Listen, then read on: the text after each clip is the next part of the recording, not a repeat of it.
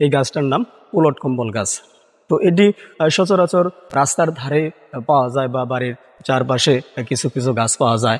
আর যেখানে পানি ওঠে না মূলত ওই স্থানেই কিন্তু এই উদ্ভিদ জন্মগ্রহণ করে। এই উলট কম্বল গাছকে অনেকে স্থলপদ্মও বলে থাকে, কারণ এর ফুলগুলা পদ্ম ফুলের মতোই দেখতে, 5টি পাপড়ি বিশিষ্ট খয়েরি রঙের ফুল। ফুল থেকে এই যে এরকম ফল হয় উলট কম্বল গাছে। এই যে মাঝখানের বীজগুলা ঠিক সেম কালো জিরার মতো। এই গাছের ঔষধি গুণাগুণ কিন্তু অনেক এই উলট কম্বল গাছের। মূল, তারপর হচ্ছে বাকল, ছাল, এমনকি এই ডাঁটা অনেক ঔষধি গুণাগুণ সম্পন্ন একটি গাছ। উলট কম্বল গাছের ডাঁটা ছোট ছোট করে টুকরো টুকরো করে পানিতে ভিজিয়ে রাখলে, অনেকক্ষণ পানিতে ভিজিয়ে রাখলে এই ডাঁটার ভিতর থেকে এক ধরনের আঠালো জাতীয় পদার্থ বের হয়।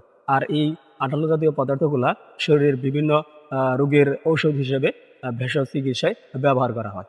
বিশেষ করে প্রস্রাবজনিত সকল সমস্যার সমাধানে কিন্তু এই উলট কম্বল গাছের ডাল ব্যবহার করা হয় বা ডাঁটা ব্যবহার করা হয়। তাছাড়া আমাশয় এবং গনোরিয়া রোগ নির্ণয়ের ক্ষেত্রেও এই উলট কম্বল গাছ অত্যন্ত গুরুত্বপূর্ণ ভূমিকা পালন করে।